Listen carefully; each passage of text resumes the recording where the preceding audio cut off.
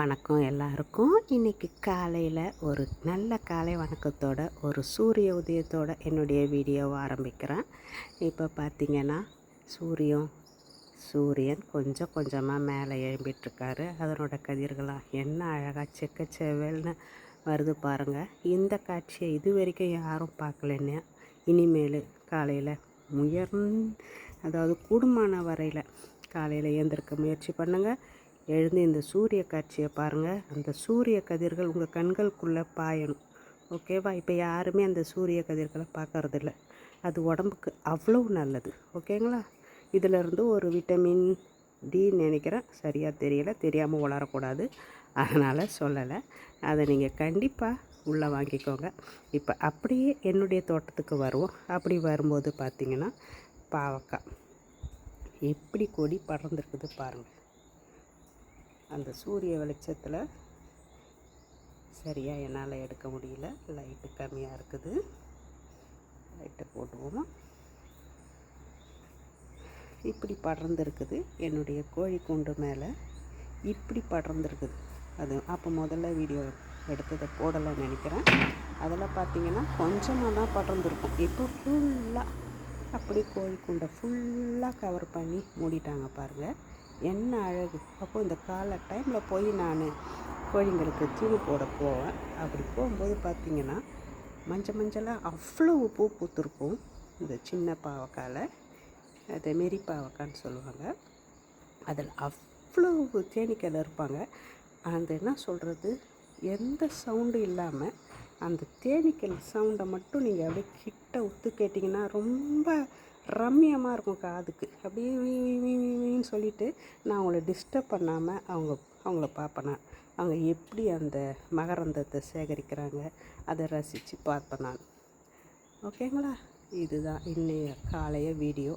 ஒரு அருமையான வீடியோ. இன்றைக்கி இந்த மாதிரி இயற்கையோடு நம்ம இயற்கையோடு இணைந்து வாழணும். நான் ஃப்ரெஞ்சு அதிகமாக பேசிகிட்ருக்கனால தமிழ் கொஞ்சம் கஷ்டமாக இருக்குது. சரியான தமிழை தேடி பேசுகிறதுக்கு இப்போ நான் வீடியோ போட ஆரம்பித்தனால பேச வந்துடும். அப்போ நான் என்ன சொல்ல வந்தேன்னா, இயற்கையோட இணைந்து வாழுங்க. இயற்கை இல்லாமல் நாம் கிடையாது. அப்போ இயற்கையை பாதுகாப்போம். ஓகேங்களா? அது மட்டும் இல்லாமல் முடிஞ்ச அளவுக்கு தோட்ட வேலைகளை செய்யுங்க. நம்ம கைகள் எப்போதும் மண்ணோட உறவாடிக்கிட்டே இருக்கட்டும். நீங்கள் எந்த சாப்பாடு சாப்பிட்டாலும் அது மண்ணிலேருந்து தான் வந்தது. ஓகேங்களா? அதனால் மண்ணோட இணைந்த ஒரு வாழ்க்கையாக உங்கள் வாழ்க்கையை அமைச்சிக்கோங்க. எந்த வேலை செய்கிறீங்களோ இல்லையோ, தோட்ட வேலையை தினமும் செய்கிறதுக்கு முயற்சி பண்ணுங்கள். கொஞ்சமாச்சும் உங்களால் முடிஞ்ச அளவுக்கு அந்த தோட்ட வேலையை பண்ணுங்கள். ஒரு நாளைக்கு ஒரு அரை மணி நேரமாவது நீங்கள் இந்த தோட்டத்தோட இணைந்து வாழ முயற்சி பண்ணுங்கள். அதுங்களோட பேசுகிறது, அதுங்களை தடவி கொடுக்கறது, கொஞ்சம் மண் சரியில்லைன்னா அதுக்கு நல்ல உரத்தை போடுறது. அதுக்கப்புறம் என்ன சொல்லலாம், இந்த செடி பார்த்திங்கன்னா இதை வச்சு 2 நாள் தான் ஆகுது. அதுக்குள்ளே அது பூ வருது பாருங்கள், சின்னதாக. என்ன அழகு! நம்ம ஒன்றை பார்த்து செய்யும் பொழுது அதுங்களோட சந்தோஷமாக உறவாடி நம்ம அந்த வேலைகளை செய்யும்போது அதுங்களுக்கும் நம்ம பூ கொடுக்கணும், இவங்களுக்கு சந்தோஷத்தை கொடுக்கணுன்ற அந்த ஒரு ஆசை வரும். இது சேவல் கொண்ட பூன்னு சொல்லுவாங்க. எப்படி ஒரு அழகாக இருக்குது பாருங்கள். இது எல்லாம் விதை இருக்கும், ஃபுல்லாக விதை இருக்கும். அதுக்கப்புறம் நான் எடுத்து போட்டுக்கலாம். அப்போது இதை பார்த்திங்கன்னா இந்த பெயிண்ட் அடிக்கும்போது கீழெல்லாம் தரையில் படக்கூடாதுன்னு சொல்லிவிட்டு சாக்கு பை ஏதாவது துணியெல்லாம் போட்டு அடிப்பாங்க. அப்படி அடிக்கும்போது அந்த பெயிண்ட்டு துகள்கள்லாம் கீழே விழுந்தனா இப்படி தான் புள்ளியாக இருக்கும். அப்படி இருக்குது பாருங்கள். அது எனக்கு ரொம்ப பிடிச்சிருந்து இந்த செடி. அதுக்காக இதை வாங்கி வச்சுருக்கிறேன். இப்போ புதினா சும்மா குச்சியை நட்டு வச்சுக்கிறேன். அடுத்த வாரத்தில் ஒரு நல்லா வந்துடுவார். அப்போது நம்ம ஆர்வத்தை அந்த செடிங்கக்கிட்ட காட்டணும்.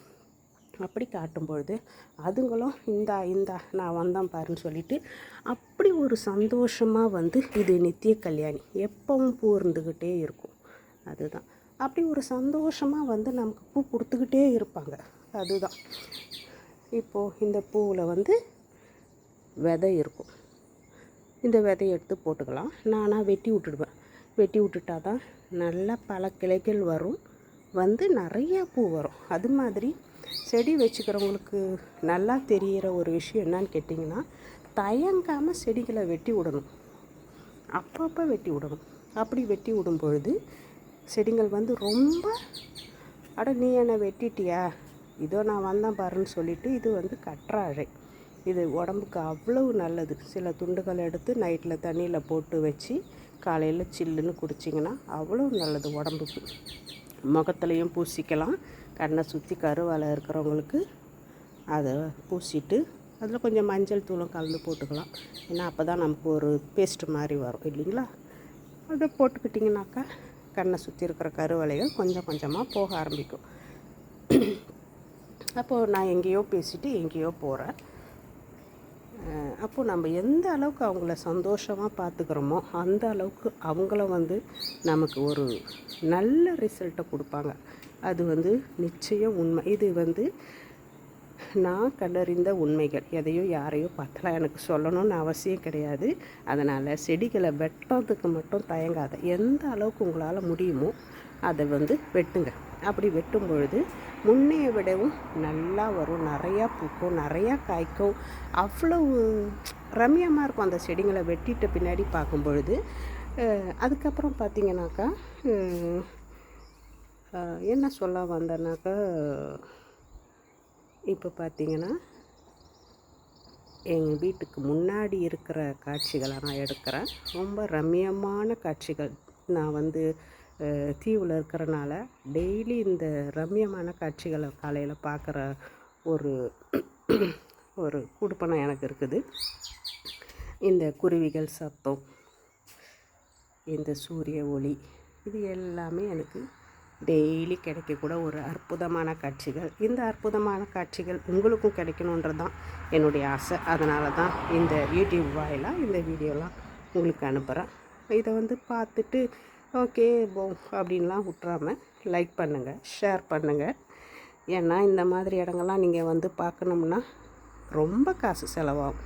இதை நான் உங்களுக்கு ஃப்ரீயாக அனுப்புகிறேன். அப்படி இருக்கும்போது ஏன் நீங்கள் பார்த்து என்ஜாய் பண்ணுறது மட்டும் இல்லாமல் மற்றவங்களுக்கு அனுப்புங்க, பகிர்ந்துக்கோங்க. அவங்களும் ஃப்ரீயாக பார்க்கட்டுமே. இந்த கிராமத்து மக்கள் எல்லாம் கிராமத்து மக்கள் எல்லாம் இவ்வளோ தூரம்லாம் வர முடியாது. அதுக்கெல்லாம் ரொம்ப காசாகும். அப்போது ஏன் நம்ம வந்து அதை ஃப்ரீயாக இவங்களுக்கு வந்து அனுப்புறது, பார்க்குறது, லைக் பண்ணுறது, பார்க்குறதோடு இல்லாமல் லைக் பண்ணுறீங்கன்னா எனக்கு ஒரு உற்சாகமாக இருக்கும். அடடா, இப்போது நேற்று 2 நாளாக அனுப்புனதில் நிறையா பேர் லைக் பண்ணியிருக்கிறாங்க. அதை பார்க்கும்போது ரொம்ப சந்தோஷமாக இருந்தது. அடடா, இவ்வளோ நாளாக இது நமக்கு தெரியாமல் போச்சு, இதை நம்ம எப்போவோ செஞ்சுருக்கலாமே, நம்ம பார்த்து ரசித்ததை மற்றவங்கள பார்த்து ரசிக்கணுன்றதை நாம் செஞ்சுருக்கலாமே, ஏன்டா செய்யலை அப்படின்னு. சரி, எதுவுமே காலதாமதம் கிடையாது, இப்போ செய்வோமேன்னு செய்கிறேன். இது வரைக்கும் என்னுடைய சேனல்களை லைக் பண்ணி ஷேர் பண்ண அன்பர்களுக்கும் நண்பர்களுக்கும் உற்றாருக்கும் உறவினருக்கும் என் மனமார்ந்த நன்றியை தெரிவிச்சுக்கிறேன். இதுதான் என்னுடைய காரு. நான் இப்போது வேலைக்கு கிளம்பணும். அதனால் இன்றைக்கி நம்மளுடைய இந்த அழகான இயற்கை காட்சிகளோட சூரிய வெளிச்சத்தோடு நம்மளோட வீடியோவை முடிச்சுக்குவோம். எல்லாருக்கும் என்னுடைய இனிய காலை வணக்கங்கள். நாளை நல்லபடியாக தொடங்குங்க. நல்லபடியாக கடவுள் அதை கொண்டு போவார். ஓகேங்களா? கடவுள் நம்பிக்கை உங்களுக்கு இருந்ததுன்னா அவர் மேலே பாரத்தை போட்டுட்டு உங்களுடைய அன்றாட வேலைகளை நீங்கள் தொடர்ந்து பண்ணுங்கள். எல்லாமே நல்லா நடக்கும். எதையும் பாசிட்டிவாக நினச்சி பண்ணுங்கள். ஓகேவா? என்னுடைய குரல் இறைக்கும். ஏன்னா காலையில் ஏச்சிட்டு நிறையா வேலைகள் செஞ்சுட்டேன், டயர்டாக இருக்குது.